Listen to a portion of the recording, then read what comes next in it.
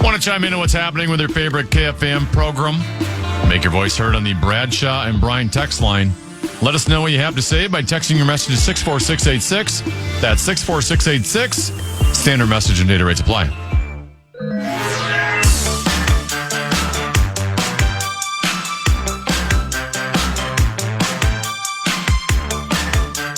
Couple 13-14 pass, Common Man program. I'm Common East 10 and B. One more hour to go. We turn it over to Big Ticket and JG next. We have our Bradshaw and Bryan KFAN text line. It's 64686. And you can contact us that way. Here's one that came in that says, frustrating when the quarterback gets all the blame.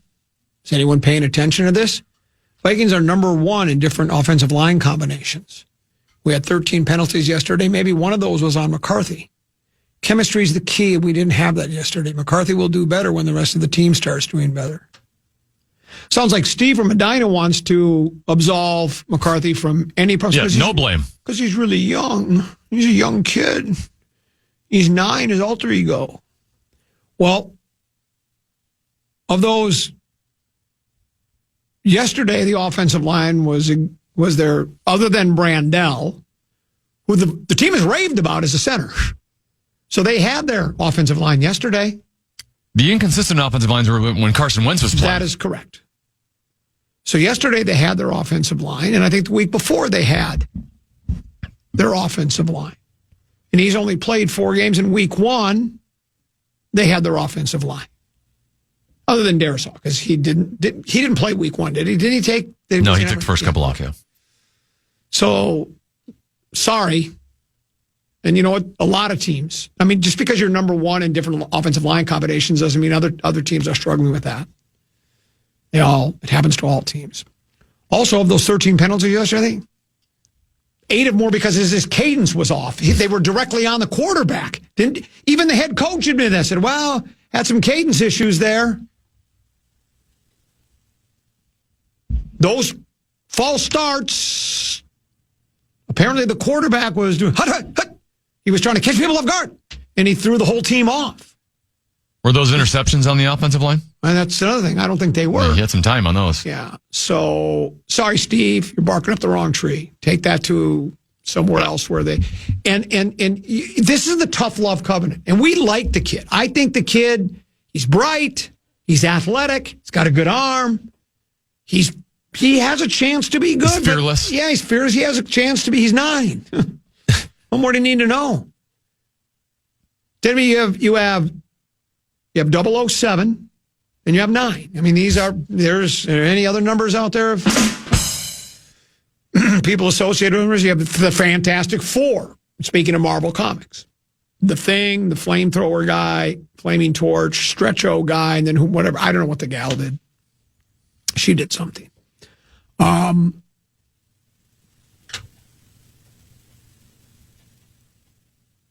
No one's arguing that the kid's going to have a learning curve. My whole point, and this has been all time, I just think the team expected more from him because they had a franchise quarterback in Sam Darnold. They said, we don't want him. Danny Dimes was wasn't he a 6th pick overall? Wasn't Danny Jones the 6th? He might have been higher than that. He was top 10. All right, so he's top 10 pick. If had they offered him the right amount of money, he would have stayed. And Aaron Rodgers would have been here, but they were bound and determined to stay with this kid and saw all. Yeah, you're right. He was 6. Yeah. So all I'm saying is, God bless him. And I want to give him a chance, but I just think that the brain trust here thought they were going to get a lot more out of him at this point of the season than they have. There's a disconnect there between him and the star wide receiver. There's nothing there right now. And I don't know, is this sacrilegious to say this? Now, it was a hospital ball. The one in the end zone that JJ didn't catch. Is it called alligator arms? Did you see it? Did that look alligator armish at all? It looked. I felt like the defender might have gotten a little bit of his hand on that one. All right, but you expect JJ to catch that? I would have. You have high expectations for him. Yeah, and so No, long term, the kids should be good, and the team. We also have to look at the age of the club too, don't they? Aren't we like one of the older teams in the National Football League? Yes. We have a lot of aging veterans and not a lot of superstar young players on this roster. That's the other problem because of the drafting has gone the way it did. Did you what? Sure would like that Hamilton kid that was in Baltimore yesterday. We had an opportunity. Who did we get? Luis Cine instead? We could have had Hamilton. We traded down and took Cine. Can you imagine Hamilton and Beefalo's defense? Did you see, who else is a good player? Is it Roquan Smith? Is that his name? Yeah. Is he considered a good player? Because he looked good yesterday. Yes. He was. I'd like to have him on my club. Speaking of the Lions, this is one that I think that could come, and he was doing it kind of half jokingly, but it's true. But this is what comes back to bite you because they just gave another huge contract out to Aiden Hutchinson, right? They've given huge contracts to like 9 guys on the team. I mean, breathtakingly big contracts. Mm-hmm. And they asked Campbell about it last week. He said, well, we're just going to keep spending money until we don't have any left. That's what he said. Which he is telling the truth. We're just going to spend it till we don't have any left. And they're pretty close to not having any left. So, yeah, if you're ownership there, my guess is you're hoping for a big game either this year or next year. Because after that... I think ownership, after all the teams they've gone through, they are very pleased with this last 3-year stretch. But what I'm saying is, if they don't get it, I don't know how they're going to fight that salary cap. They've got a lot of money invested in players right now. They got money in Goff and Gibbs. But they're invested in good players. It's not like you're stuck... No. They got other good players. It's not like you're in Jacksonville and you're stuck with Trevor Lawrence under a huge deal. Like, Gibbs is a superstar. Hutchinson's a superstar. Goff is a top 8 quarterback. Amon-Ra St. Brown's a top 10 wide receiver. I mean, at least they're putting their money in the right places. Well, you're right. This one says, Common, can I get your take on the lack of use regarding Hockenfuss? Prior to the season, I read a few items that said he would need to be a very important piece of the offense considering nines and experience. Is he just not getting open, or are we just more focused on deeper passes? I think it's probably more complicated than that. And again, I don't watch the 22 wide, and I don't see the game plan. I don't think there's any question. The coach can say whatever he wants about wanting to run the ball more. He likes a vertical passing game. He likes to air it out. It's fun, too. Fans love it. Is there anything better than watching a quarter? You watched Detroit yesterday? Every pass play is 8, 10, 15, 20 yards downfield. Huge gains. They shredded worse. As a fan, it's fun. You love it. But you got to have the weapons and the tools. And I don't know if JJ's got a good arm, but I don't know if he's if we saw the accuracy yesterday. There was none. He has no accuracy. I was going to say, there's one common denominator, right? Because you just asked about Hockenson. Yeah. You could say the same thing about Justin Jefferson, right? He's underperformed. Yep. Jordan Addison, who I kept raving about in training camp, and I know he missed the first 3 games with the suspension, but he looked like he was going to be a superstar in training camp, and watch him in joint practices. He's been just okay. This is across the board here. This is an entire offensive failure. And that probably starts at the quarterback, and maybe the head coach's expectations for the quarterback plays a role in it, but it's not just one guy here. It's everything's and offensive line. Yep, has something to do with it. Of course, I know I bring up the Lions a lot, but I follow them closely. Their offensive line was in ruins last week, and they lost to the Vikings. Mahogany was out yesterday. He got knocked out of the game. They had a rookie starting. I don't think the guy had ever played a snap in the NFL, or if he had, it was very few. So they're all these teams are mixing and matching people. So there's plenty of blame to be spread around, and the point is well taken. The offensive line has had its issues, though yesterday it had their new center that they're thrilled with, and we're not going to see the other guy, I don't think, ever again. We may, but I mean, he's got 2 concussions, 5 in his career that we know of. But they had Darris on the left and O'Neal on the right, and they have Jonah, the young kid, in the left guard position, and our right tackle, whoever he is, I can't remember, the Fries guy. We got our guys. That's the line we're going to go with. The thing with Hockenson, there's no yards after the catch ever. He's never had a yard after the catch, has he? Now, I'm exaggerating some, but you saw yesterday how many catches did he have? 2, and he was tackled immediately. On the other hand, I think that's most of our guys. you watch Laporta. His first catch of the game is he was dragging 4 Washington guys with him, dragging them. He makes yards after the catch. It's why the Lions traded Hawkinson for a second and a third because they knew Laporta was waiting. Who on our team is a yak guy? I don't know if we have a yak guy. Like we never have a guy that catches like a 7-yard crossing route and turns that into 40 yards. Speedy yesterday had one. Sure. Speedy had the one play where he turned it into a 62-yard gain, his biggest. But even that was a deep throw. Yeah. And Hawkinson's an okay player. He's good. He's got good hands.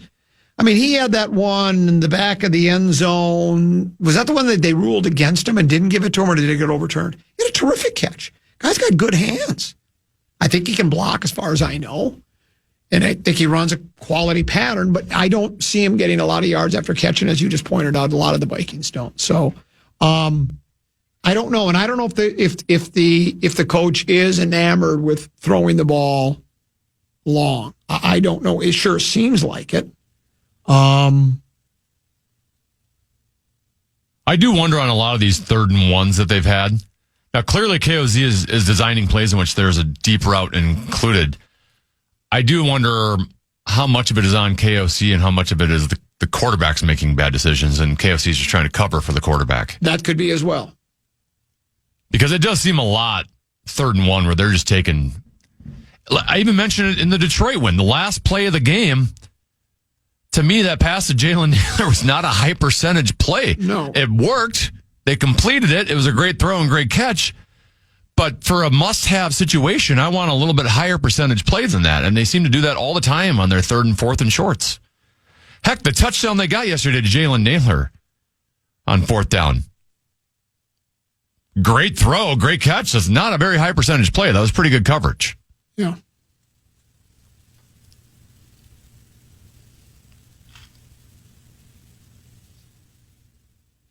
There are people, and again, this is very unscientific, but there are people that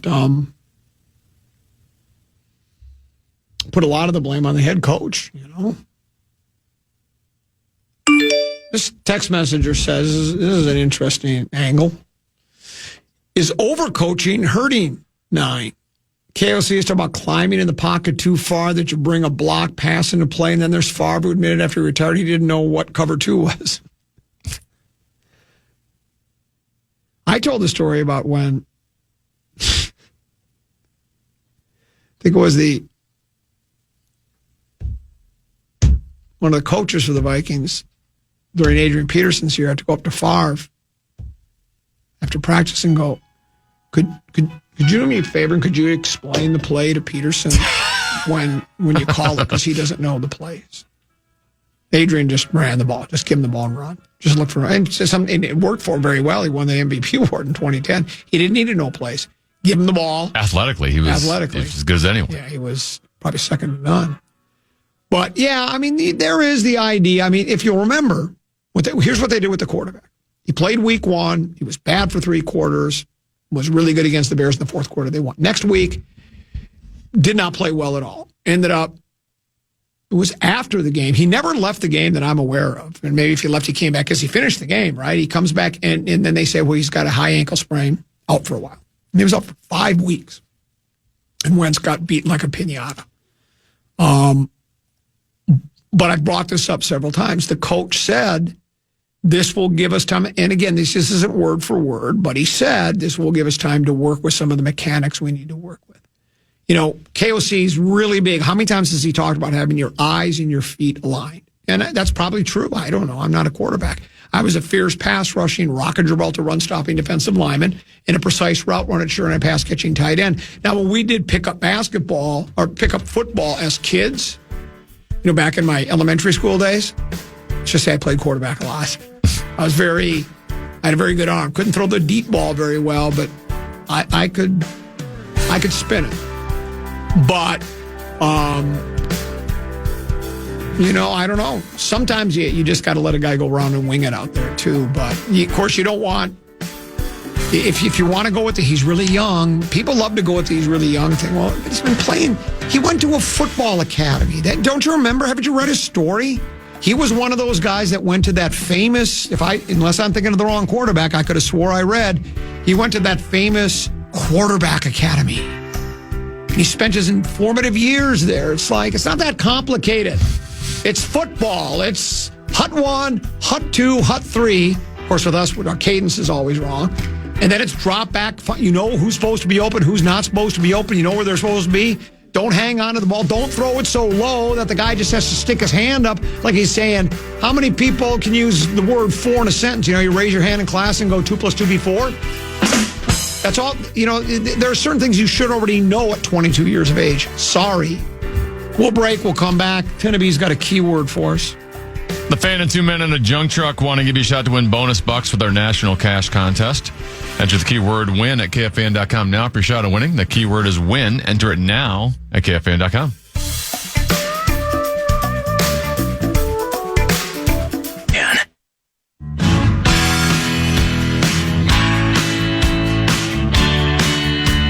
We got your shot at tickets to Sunday's divisional battle all week long by showing us your purple preset. Set KFAN as a preset on the iHeartRadio app, screenshot it, and post with hashtag KFAN purple preset to your social media. And make sure to follow and tag KFAN as well. Winners will be DM'd this Friday. Get the full rules at KFAN.com. Keyword contest.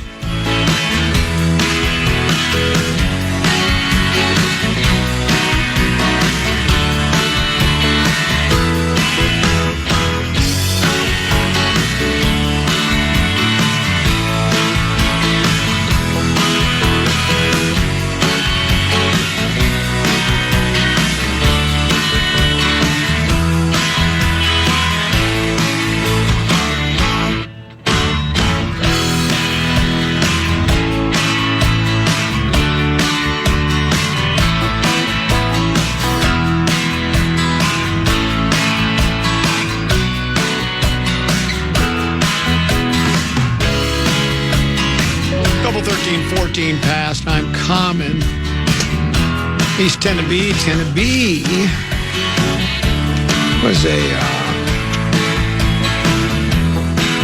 text email I received that I saved. Oh yeah, this one, Tennessee. This is actually an email sent to Common on Saturday about 11:15. It says, Common, this Indiana coach sounds a lot like you.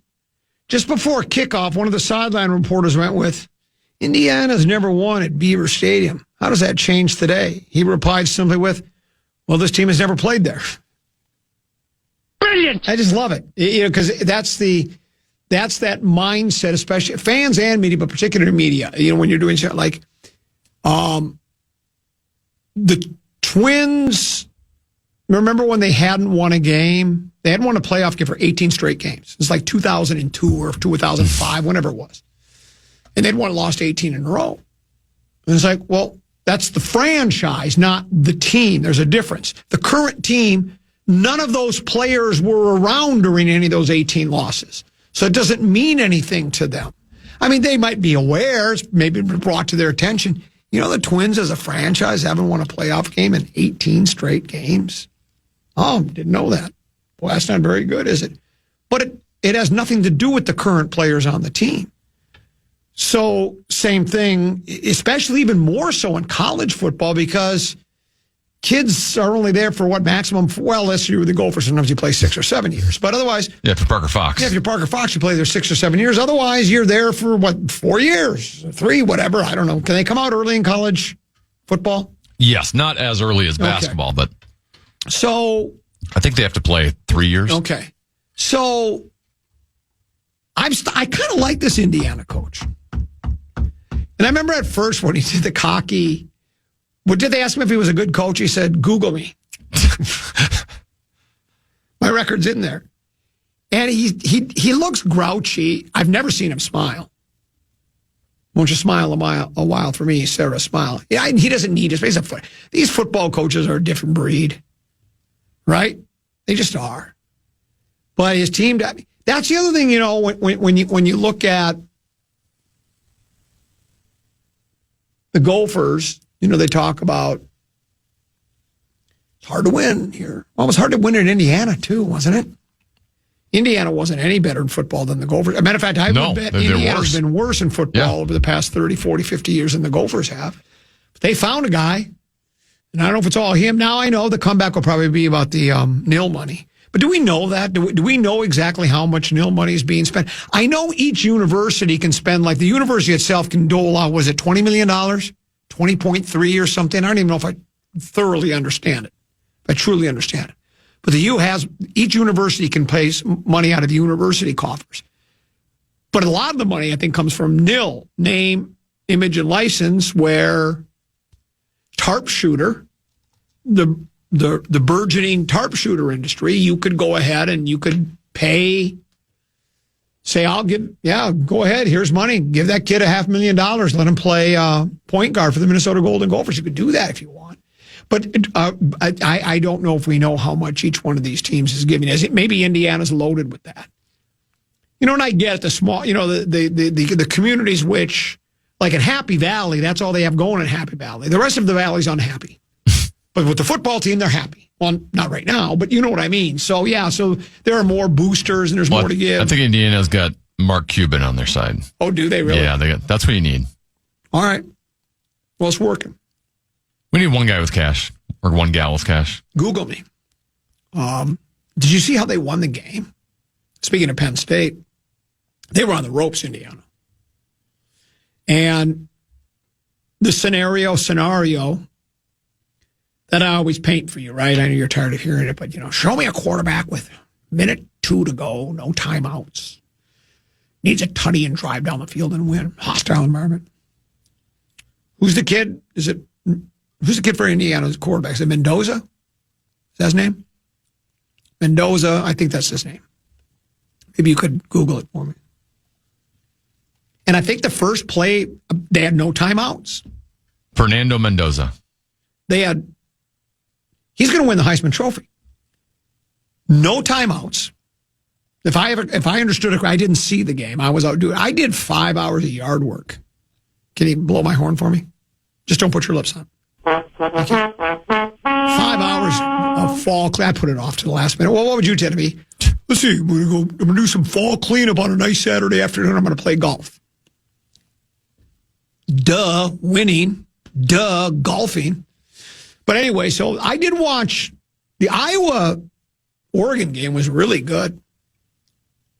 I thought Iowa would just get destroyed, but they lost late. That was a really good football game. For college football game, I loved it, enjoyed it. But anyway, Indiana drove with no timeouts. I think there was just a touch over a minute to go, and they drove down the field. And if you saw the throw and catch, have you seen the replay of it? I did see, yes. Oh. Big time catch. In a big time throw, he was falling backwards. And unlike JJ, now how young do you think McCarthy is? No, not McCarthy. 9? Mendoza. Oh. How old do you think Mendoza is? No idea. Somewhere between 18 and 22.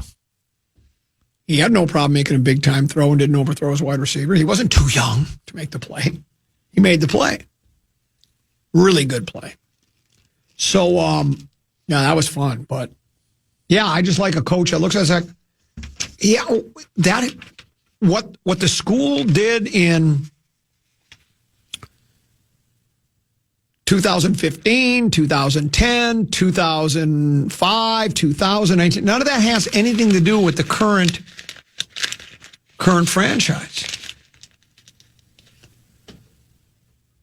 This text message said, I think the key to Indiana is they are more focused on playing winning football than they are rowing the boat. Ooh, that's a cheap shot. Someone else said, above average at that. Let me see where I can find it.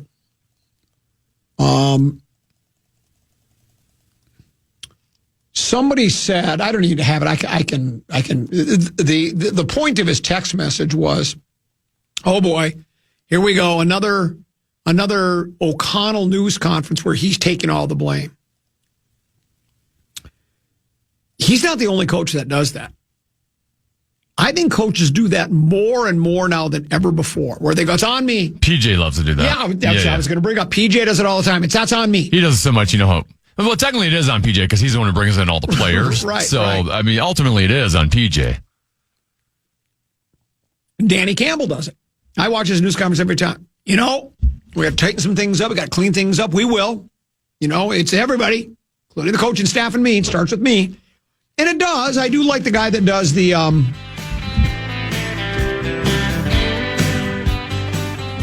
was it Herbert Hoover? Or was it James Edgar Hoover? Or was it Hoover vacuum cleaner guy? Maybe it was Dewey and Truman. They said the buck stops here. Right? And that's what a head coach is supposed to do. But sometimes if they just say it over and over and over again and the results don't change after a while, you just go, well, what do they call that? Lip service? It's like, well, great. You've been saying that for weeks and months and years now. And finally, so we'll see if they get things changed. We'll take our final break and come back with the final segment of the program on the Common Man program here on The Fan.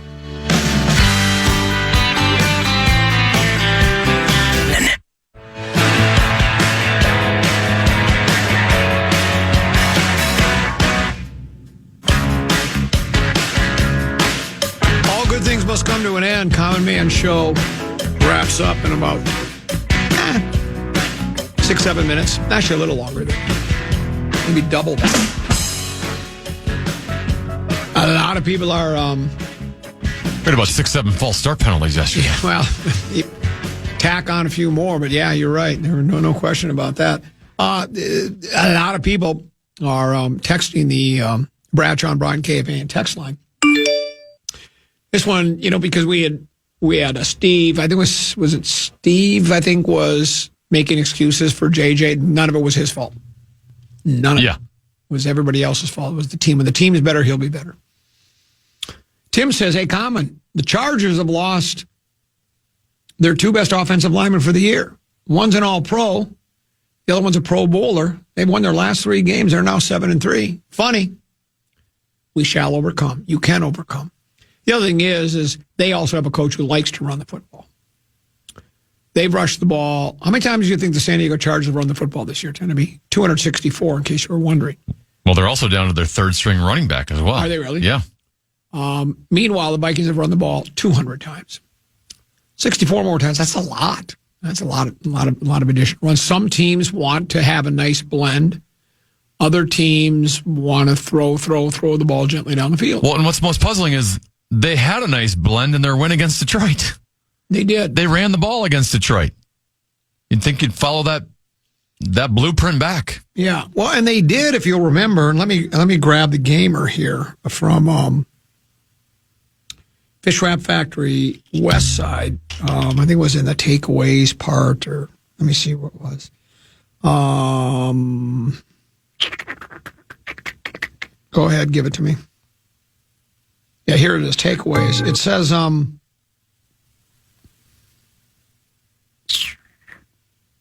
maybe it wasn't in the takeaways. Oh, here it is. It says, I think is this Gessling? Yeah, this is Ben Gessling's piece from yesterday's game. It says, the Vikings led 10-9 at halftime and started the second half with back-to-back Jones runs that gained 22 yards. That's an 11-yard average, to be, in case you're wondering at home. If you're scoring at home, it's 11 yards a carry. But after McCarthy hit Jordan Addison for 4 yards on second down, the Vikings lined up with 2 tight ends and 2 running backs on 3rd and 1. Instead of going back to the run, O'Connell dialed up a play-action shot out of heavy personnel. McCarthy threw his second pick of the day as Jefferson fell down in the play. Ravens drove 68 yards for a field goal to take the lead for the first time in the game.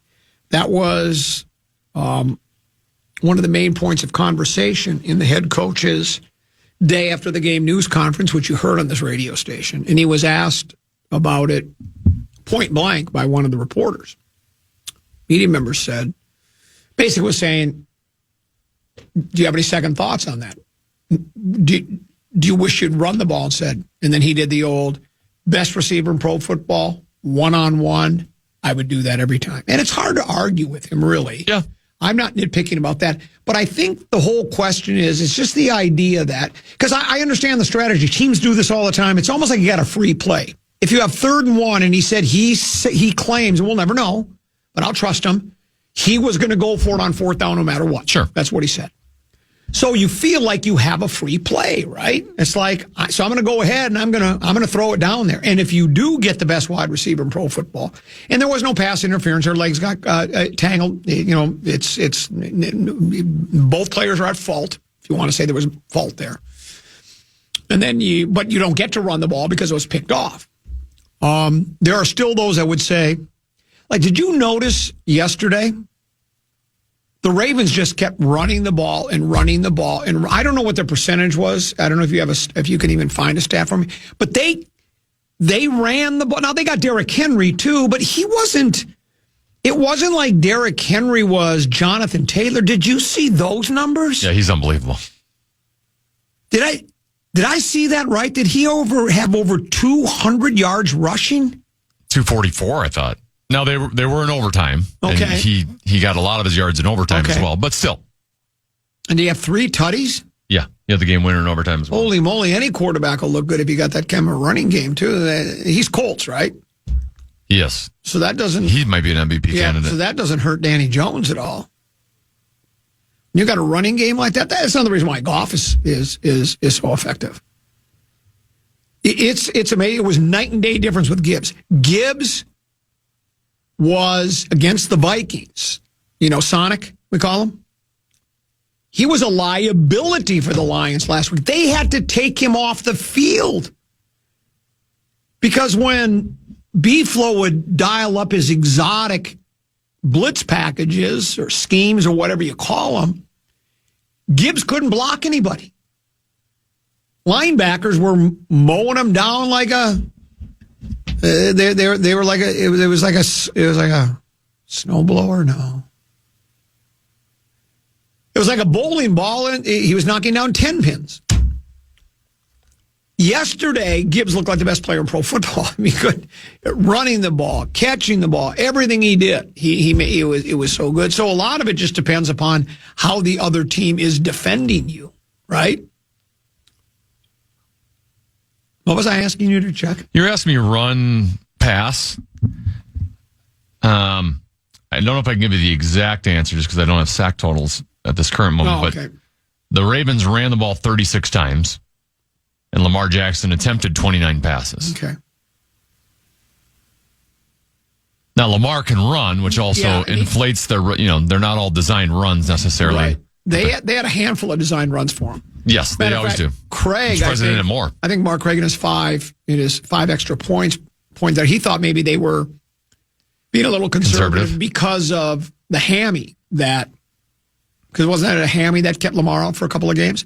So I think that was part of what they were doing was maybe protecting him a bit, but they didn't shy away from the running game. Even when they didn't make big chunks of yards, they kept running.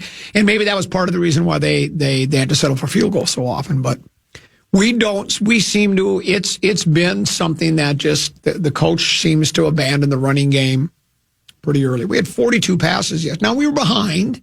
Yeah. But we weren't behind the entire game. For the first half, we were ahead. And it wasn't like the Ravens got 2 quick scores to go up 20, go up 2 tutties, and that mean we had to throw the ball. They got them in smaller increments. They had to settle for field goals on their first 3 score, or was it their first 4? Were the first 4 scores all 4 scored 7 years ago? They were all field goals, weren't they? And then we fumbled the ball on kickoff. Right. And our running backs were running successfully. Yeah.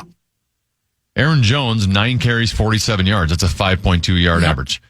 Jordan Mason, 4 carries, 25 yards, 6.3 average. Yeah. And the coach made no bones about it. He liked to talk about how, did we average like 6 yards for every offensive play? I think that was what I think he said that. I could have swore that's what he said. And his point was, with that kind of yardage, we should be winning that game, but we had, was it 13 penalties altogether with 8 false starts for over 100 yards in penalties. And then you have the overthrown passes. And then you have with the turnover. We lost the turnover, but did we turn it over 3 times? 3 times. And the Ravens turned it over. Could have been 4. And it could have been 4. And the Ravens turned it over 0 times. Yeah. So he's right. When you have that kind of yards, If you said any NFL team, if you said NFL team XYZ had 6 yards on average per play, did they win or lose? You'd go, they won, probably in a rout. But when you turn the ball over as much as you do, when you are penalizing the penalties, that was disturbing. When there were 8 false starts. 13 penalties for 102 yards. 8 false starts at home. When it's like a library in there. It's like being in Bach, Minnesota. Because the listener in Bach said if he did a show as poorly as I did, he'd rather read a book. And I recommended the Common Man book, and then we looked up to see if there were any libraries in Bach, and there weren't, but there are in the area. There are branches, and there's also a gentleman's club in Bach. Maybe he might want to go there. I don't know, but yeah. Now look at people wanted to dictate the content of the show. Blah blah blah. How about hockey? We talked hockey earlier. We did. We talked about how for me, while Teneby was talking about the goaltending and this and that and the other thing, what I was more curious about was your lunch? No, is it Jesper Wallstead or is it Jesper Wallstead? And you said, what is it? It's Jesper. I always love that. Jesper Wallstead. Wallstead.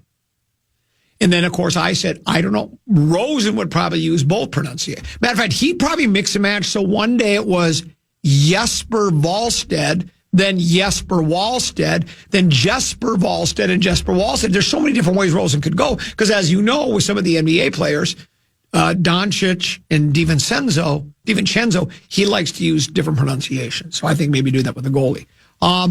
We can talk. And did the Gophers finally win a couple of hockey games that I see? They swept Notre Dame. And hadn't we lost 4 in a row? I thought we'd lost 4 in a row. And that just doesn't seem like Minnesota Golden Gopher hockey to me. But I'm not following. Pride on ice. Yeah, I'm not following Golden Gopher hockey as closely as I once did. But you get a couple of wins there. And that's nice. And, again, you were very prescient. Is that a word? Huh? That's what Santa's delivering here in about a month and a half. Prescient.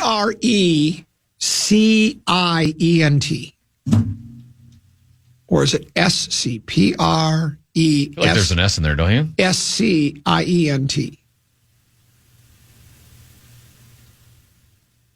I think that's a word. Prescient. Prescient. Prescient. Prescient. Prescient. Prescient. And what's the definition? Having prescience or knowledge of things or events before they exist or happen, having foresight. And you were prescient. You had foresight. You said last week, why are we not playing Wallstead? Why do we continue to play, who's our other guy? Gus, the Gus Bus. Yeah, Gus Bus. Why do we keep playing Gus? Gus has not been playing well. It's been obvious to anybody paying close attention to the team. It was almost like they were listening to you over at Grand Casino Arena because they decided to go. And he puts 2 sparkling performances together. 1 shutout, right? Shutout last night. Now Calgary's one of the worst teams in the league up until this point. And even the Islanders Friday night, the 5-2 win. Not a great team. Pretty mediocre team, but still. 2 goals against in 2 games will not only get you far in the National Hockey League at any moment, but this team has basically been averaging seems like 4 goals a game consistently throughout, and they just don't have the firepower. Most teams don't have the firepower to just consistently win while giving up that much. So a good sign, at least. And they also did get Zuccarello back, which makes a difference. Yep. Him and Kaprizov just have a chemistry that he can find Kaprizov better than anybody. And it balances out the lines a little bit. Right now, Tarasenko got moved out the second line. He moved to the third line. Foligno got moved from the third line to the fourth line. Foligno didn't have a point up until a couple games ago, all season long. All of a sudden, you put him on your fourth line, like, oh, hey, we actually got a player on the fourth line now. Right. And Johansson, I don't know how much longer it's going to last, but he's been one of the best players on the team. He set up the lone non-empty net goal last night, setting up Boldy on that semi-breakaway. And he's been good. So at least for now, he's been fine on the second line. I don't know if that's going to last, but all of a sudden your lines are balanced out a little bit more once Zuccarello returns. How about Volstead, the St. Paul Wall? The Wall of St. Paul? The Wall of St. Paul. I like it. He's been like a wall. Blah, blah, blah. How about the Lynx? Are they playing? It's their off season. That's what I thought. Aren't they going to have some labor issues? I'm not talking about pregnancy. I'm talking about. Wait, hold on. Give yourself. I'll do it for you. I'll give you a little. Well, then there's this one. Blah, blah. Before you move on, is it just me or like the WNBA? Remember when Argyle MB Fee came out and basically just destroyed the commissioner? Yes. It's kind of been radio silent since then, right? Like, I felt like that was a pretty major story, and I expected like moves to be made, or maybe the commissioner's ousted, and I feel like everyone on all sides has just gone silent. It got quiet. Yeah. It is quiet. It's almost too quiet. This one says, blah, blah, blah. What about the Edmund Fitzgerald 50 years today? It was 50 years today.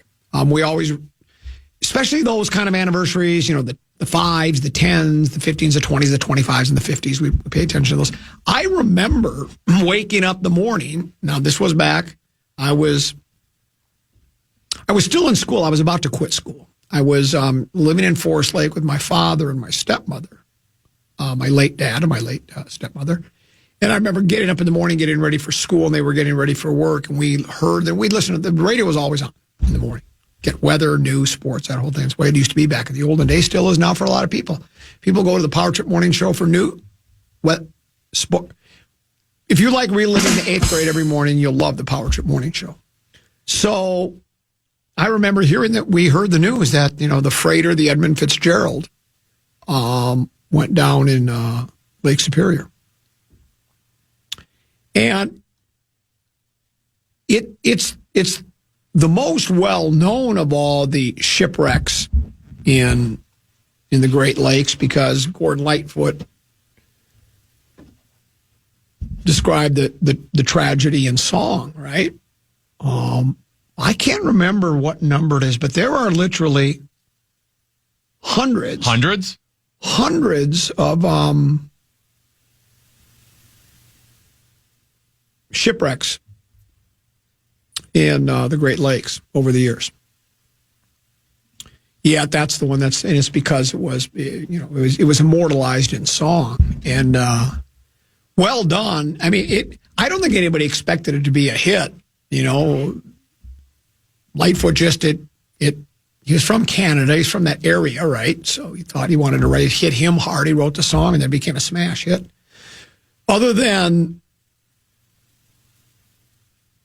he had several other big hits. I don't know if you were a Gordon Lightfoot guy, I tend to be, but he had Sundown. It was about. I don't think I know any Gordon Lightfoot songs other than Sundown. I think if you heard it, you'd recognize it. I mean, just in passing, I'm sure you must have heard it. It was a song about a lady, right? And then he did a song called Carefree Highway. And then he also did a song. Baby. Then he also did a song, If You Could Read My Mind, which is a brilliant piece of work. It's literally about his divorce. And it's brilliant. He was a hell of a talent. Matter of fact, Bob Dylan loved him. Thought he was just a genius. And but yes, it was 50 years ago today. It was 20 years ago today that Sgt. Pepper taught the band to play, but it was 50 years ago today that the Edmund Fitzgerald went down. Blah, blah, blah. What about Commons golf game? I didn't play. Though the season is not over, Tennessee. It's back to 50 tomorrow. Well, Loggers is opening tomorrow. Other courses will as well. And I'm playing Saturday. I've got a tee time already locked in Saturday for Prestwick at Wedgwood and Woodbury. And then Sunday I might go over and play a little Loggers. So, there are courses that are still open. The season is not over yet. It's supposed to be 60 on Friday. I think I have what you have. Yeah, I think we both are probably should we have Cynic and host or something? Talk football? Yeah, I might have to take a day off. And, I got a lot of sick days, and you do. You do, too. I knew we shouldn't have been talking earlier right next to each other. Yeah. Right? We both Yeah. got the same thing. Yep, that's what we got. Blah, blah, blah. What about yoga pants and breasts? Try boosting your sagging ratings.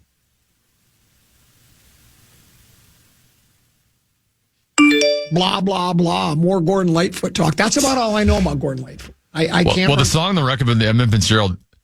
Let's do a quick little rock rank. Rock rank. Top 5 songs that don't have a chorus in the song. Right? There's no chorus in that song, is there? I think you're right. It's just going like verse to verse. I think you're right. I don't know of another song. Because Bob Dylan does Tangled Up in Blue, and then he does the chorus, Tangled Up in Blue. But that's a good song, too. He's just a brilliant writer. I mean, a lot of his lyrics don't even make any sense, but I think that's why I like him. I like when they just throw gibberish around. It just sounds good. Anyway, it's kind of like what I do, just throw gibberish around. Doesn't even make any sense.